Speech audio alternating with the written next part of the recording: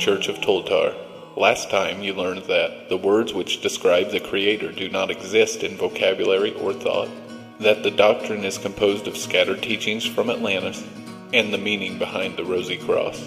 In this series we are going to learn a portion of what is known about humanity. There are a lot of books on this subject, and in the near future we will study what other movements believe about it. We're going to start off with a little reading from the Rosicrucian Doctrine. The great wave of human life forms flows around the planetary chain in great waves, in successive waves of progress. These waves are known by occultists as rounds. As in the great, so in the small, we will find a corresponding series of spirals in the progress of the human race during each of its journeys on Earth. An individual soul arriving on Earth in one of the rounds does not merely live out its life here and then pass on to the next planet. Instead, it will live a number of lives on this planet and among several different races. There exists a spiral of races in Earth life through which an individual soul must live and work its way. The number of these races is 7, because 7 is the number of all the great occult processes of the cosmos.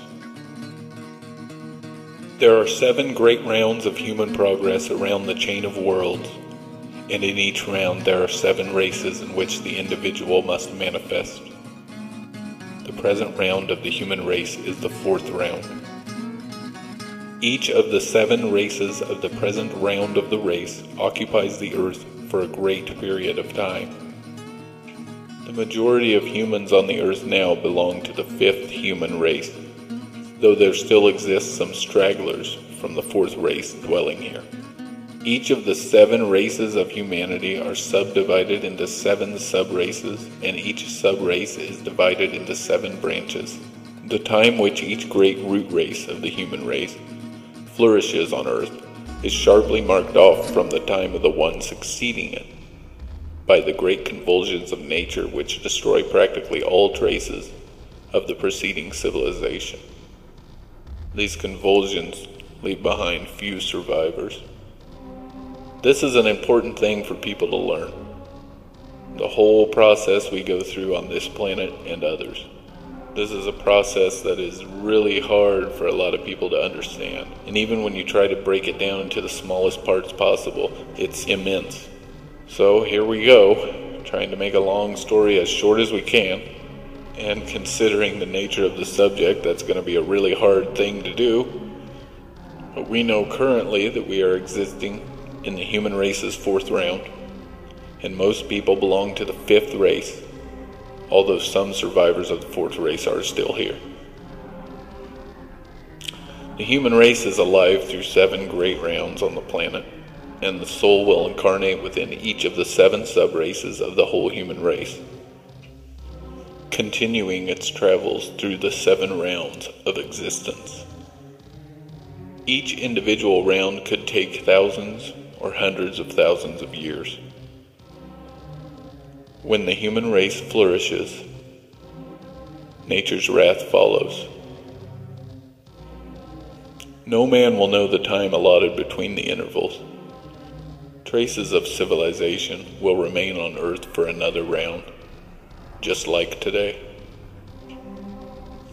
Keeping with certain universal law, the human race will live on in smaller numbers, which will mark the beginning of both a new race and the next round for humanity. Most will take what they learn in school a hell of a lot more seriously than they would take this crucial stuff. Does no man realize the history he knows today will wither with time and become the legend and mythology of ancient times? Does no woman see that her professor is a paid priest? Do human beings know anything? Look around you.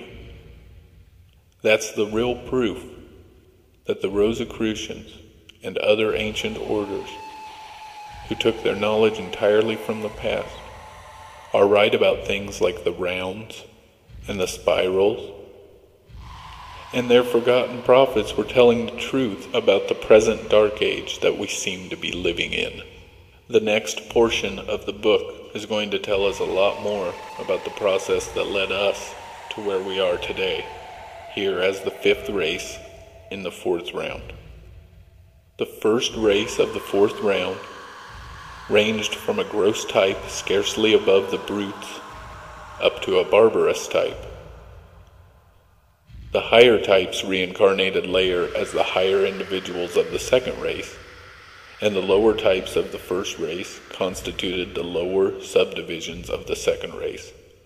The rule being that the less advanced souls of the race incarnate as the lowest types of the next race. There is little to say concerning the history of the people of the first and second race, but from what is taught, it may be gathered that these people were a low order of humanity. There was apparently little or nothing of what we call civilization among these people, and they were apparently about on a level with the very lowest types known among mankind today. The teachings state that there were a few comparatively highly advanced souls in the latter days of the second race, who acted as the leaven for the improvement which came with the third race. A cataclysm terminated the second race and destroyed the majority of the race, and it scattered its survivors among distant lands. Then dawned the period of the third race, its greatest activity being laid in the continent of Lemuria, which is situated on that portion of the globe which now lies at the bottom of the Pacific Ocean and parts of the Indian Ocean. Lemuria also included Australia and other Pacific islands, the surviving portions being really the highest points of Lemuria. The lower portions sunk beneath the waves ages ago. Life in Lemuria is described as being concerned with the physical senses and sensual enjoyment. Only a few developed souls reaching the beginnings of the mental and spiritual planes of life.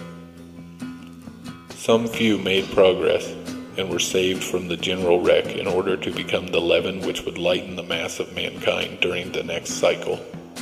These souls were the teachers of the new races and were looked upon by the latter as gods and supernatural beings. Legends and traditions concerning them are still existent among ancient peoples of our present day. The traditions are that just prior to the great cataclysm that destroyed the people of the third race, there was a body of the chosen ones that came from Lemuria to certain islands of the sea which are now part of the mainland of India. They were the teachers of Lemuria, and they kept alight the flame of truth, with which were lighted the torches of the fourth race. With the passing away of Lemuria, there arose from the depths of the Atlantic Ocean the future home of the people of the fourth race. This continent was called Atlantis. Atlantis was situated in the space now occupied by a portion of the Atlantic Ocean, from the Caribbean Sea extending over to the region now known as Africa. What we know as Cuba and the West Indies were the highest points of Atlantis. The lower portions are now beneath the Atlantic Ocean. The civilization in Atlantis was remarkable.